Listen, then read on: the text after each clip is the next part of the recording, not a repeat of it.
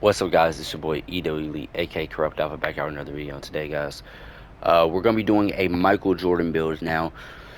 I was thinking about making a Michael Jordan build earlier in the year and never got around to it. Always wanted to make one. Uh, Finally got to the choice where I made one. I was just like, okay, I like the build. I like the build. And then the other day, was it the other day? Yeah, the other day, Dignify came out with his Michael Jordan build. I'm like, whoa, his Michael Jordan build for some reason moves a lot faster than mine. And I'm sitting here thinking, I'm like, okay, I know he has cap breakers, and you know what I'm saying. So I had to like refine my build a little bit because I'm just like, I know he has a better ball handle. I looked at like what his speed is, and his speed was the same as mine. Speed and agility both was the same as mine. But I looked at his ball handle, I'm like, damn, he has a way better ball handle than me. I had a 80 going in, he has a 86, and 80 to 86, attribute wise, it's only six attributes, but the difference between 80 to 86 is a very big jump. You get a lot better animations, especially once you hit that starter four, is it, Mark? You know what I'm saying? So I'm just sitting here looking at him like, damn, like I can't. I can't release this build.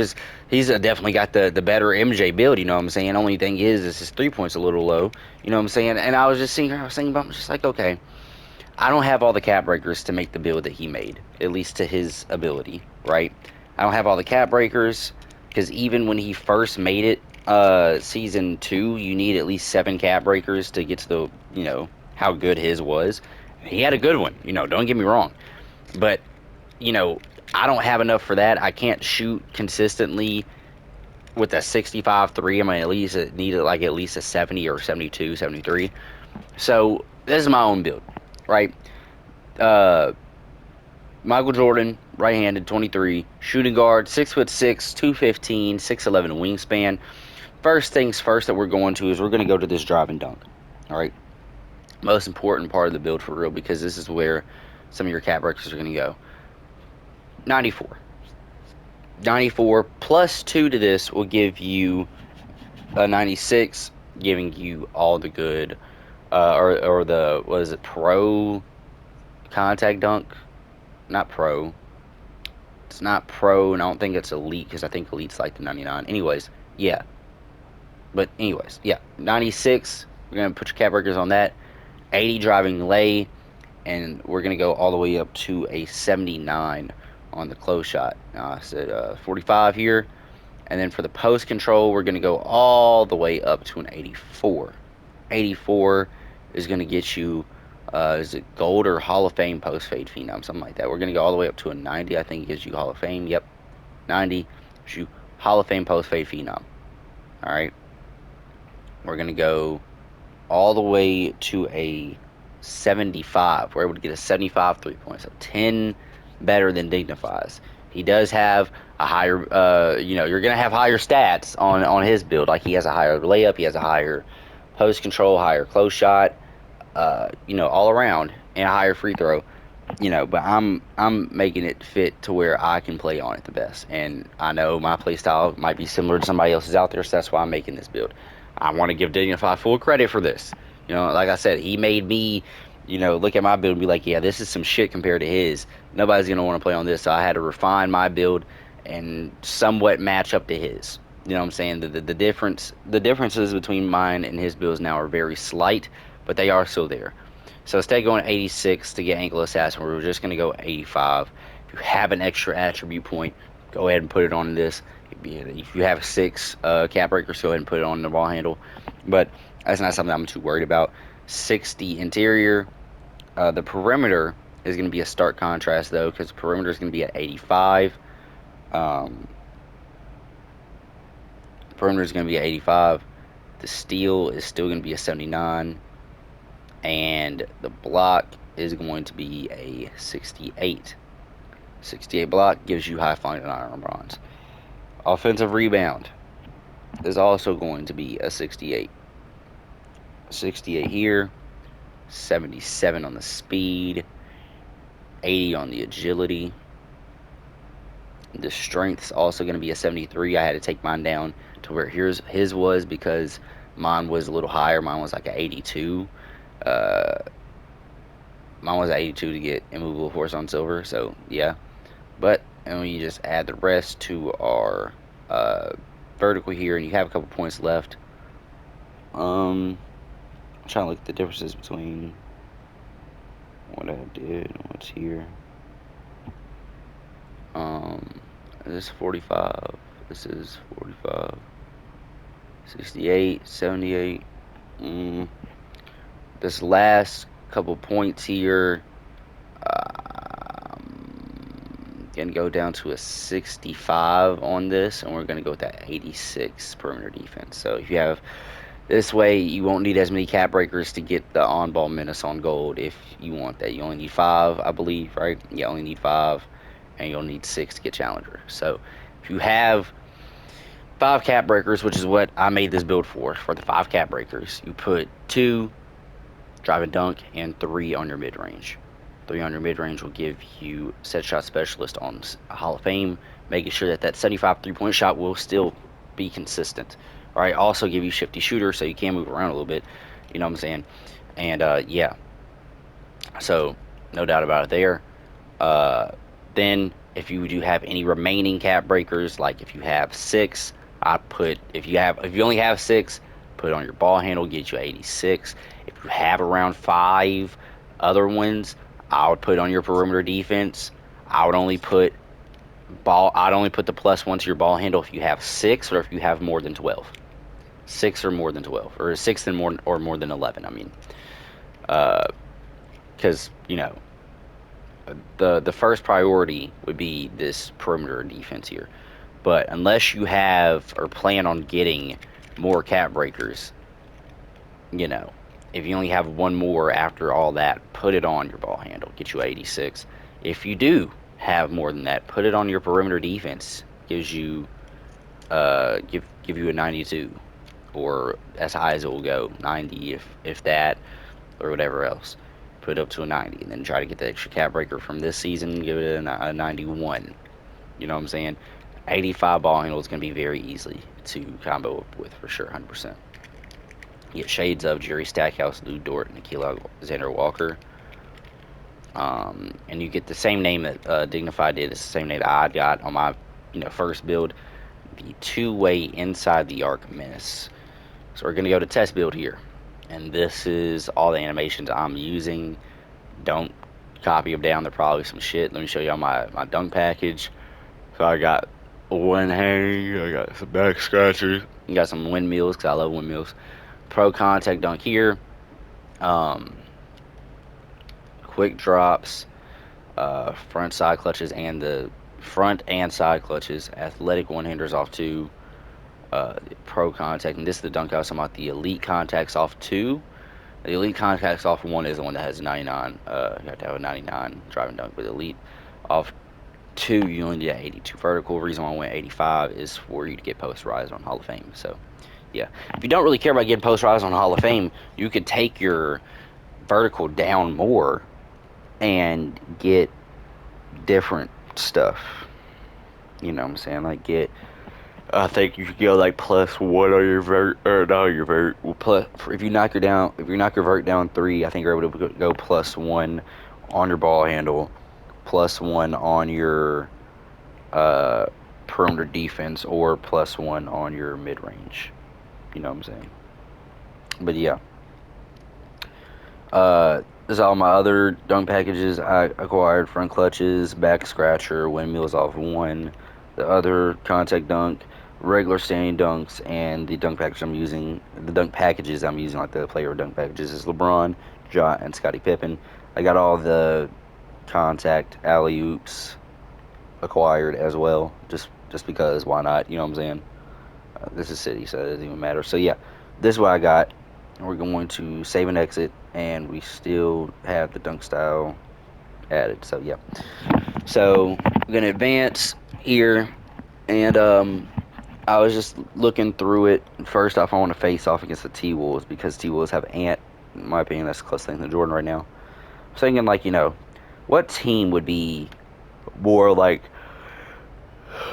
the Bulls? You know what I'm saying? Like, the Bulls itself wouldn't be a bad team to go to if you're playing my career. You kind of have a Pippen and Josh Giddey, or Kobe White, and you kind of have Rodman, I guess, and Vucevic or Buzelis, Matas Buzelis. But I was just looking here. I was like, Giannis is too skilled offensively to be a uh, to be a Rodman. Dame is, good enough to be a Pippen for sure.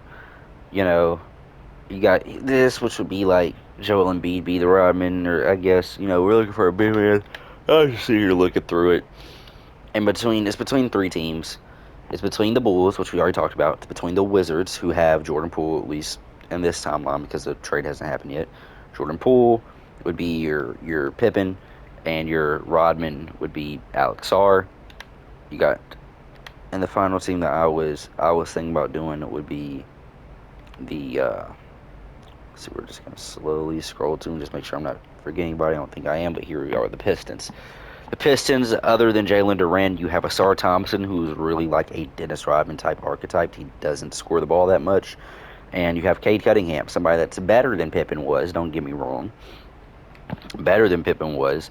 But, if you're going to be ball dominant, you're going to get him a lot of assists, stuff like that. Overall, good team. So you got Detroit, the Wizards, and the Bulls. Which is kind of funny because Jordan played on the Bulls, he played on the Wizards, and his most hated team was the Pistons. So I found that kind of funny, and kind of funny how the Pistons had Dennis Rodman in the 90s or 70s, late 70s, early 90s, I think, something like that. Because Rodman was on the Spurs, the Pistons, before he went to the Bulls, and then the Bulls, then other teams after that, right? But anyways, they had him already on the roster. Now they got another player that plays just like Rodman, and Asar Thompson, who's able to just rebound the ball, play elite defense, stuff like that. So for the sake of the video, I'm just going to go on the Pistons, just because I feel like, this is the best bet, you feel me? I would say like prime Scottie Pippen would probably get up to like an 88 to a 90 overall. So Cade Cunningham being at a 96 or 92 isn't bad, and he's going to progress, so he's going to get better.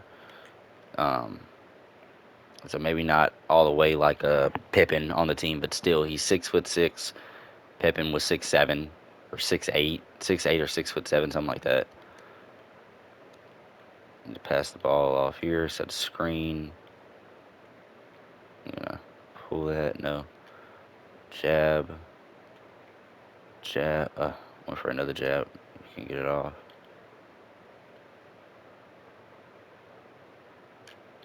There it is. Splash. Yeah, that post fade phenom on Hall of Fame, although it isn't what I'm saying, it's not the most ethical way to score. Just getting to the basket and shooting threes, just wide open threes would be like the most ethical way to score. Post fades aren't. You know what I'm saying? Post fades for any position isn't.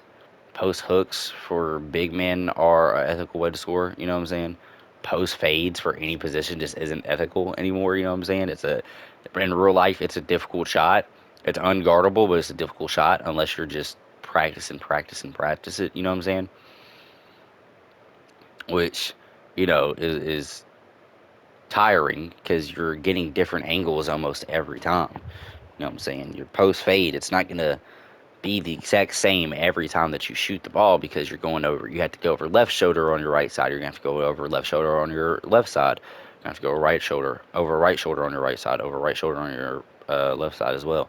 So you have to get over these different angles, and you have to, you know, go on each side of the basket. So, like I said, you have to go over left side. You're going to have to go over right side on different ends.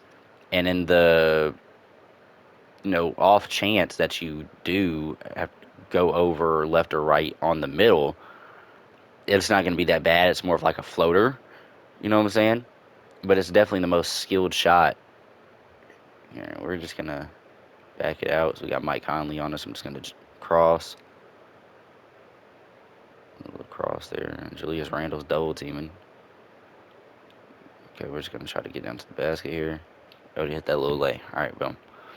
I want to get some dunks on this build. The one problem I had the last test build was like I cannot get any dunks off at all, and it's like that here. I'm not sure if it's just because the like how good of a defensive team the Minnesota Timberwolves are, or if it's like the the the speed of ball isn't that high.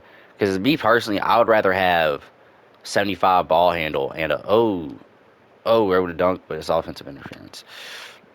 I'd rather have a 75 ball handle and 86 speed with ball on this build. It'd be a lot faster, a lot shiftier. You might not have the best dribble moves. And that if it was to be that, I would try to see if I could put +5 on my, you know, ball handle just to get it to an 80. Because the best combo, in my opinion, is an 85 ball handle with an 86 speed with ball. It is the best combo, got to be the best combo in the game, in my personal opinion. I mean, you get the Zach LaVine step back, you get all that. If you want to go higher because you're a point guard, you want to have a higher ball handle, I understand it. We're able to yam that one down, though. I understand it, but for these taller builds, 6'5", 6'6", maybe even some 6'4" builds, best combo is at 86 speed with ball and a 80 ball handle. Or really, if you want to get too technical, 85 ball handle, 86 speed with ball. After that, you really don't need nothing else. I mean, if you want the ankle breaker on silver, I guess you can go get another dunk off, or you still miss that one though. I mean, if you want to get technical, you want that ankle breaker, then 86, 86. You know what I'm saying? But other than that, you know what I'm saying? After that, after all that, shout to Cap. Um, just with all that being said, you know what I'm saying? You really don't need anything past 86, 86. I mean, I just don't see the point in it, me personally. See if I can. I was gonna see if I can get a little three, but ants on my ass. Able to get that cross and boom, just yammed it down. Love it.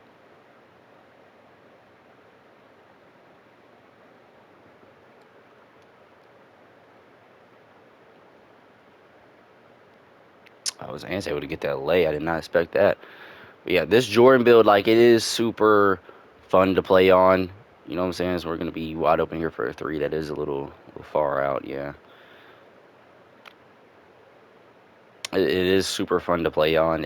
You kind of have to create different moves because you're not going to be able to hit all your threes.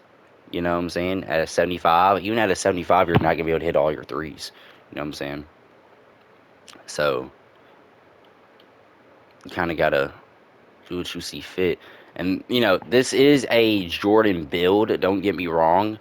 But unless you're one of these super skilled 2K players that, you know, either play the game for a living or just been playing for a long time. They really picked it up. They're really good at it. You know what I'm saying? You're not going to play like Jordan on this build. And the reason why I'm saying that is because you might be able to play like Jordan, but you're never going to be able to do what Jordan did on these type builds. Like the dunk and stuff like that. Like I think you have to have like a 92 to get Jordan's dunk package. That comes with the game. You have to have that if you want to even smell Jordan's greatness, right?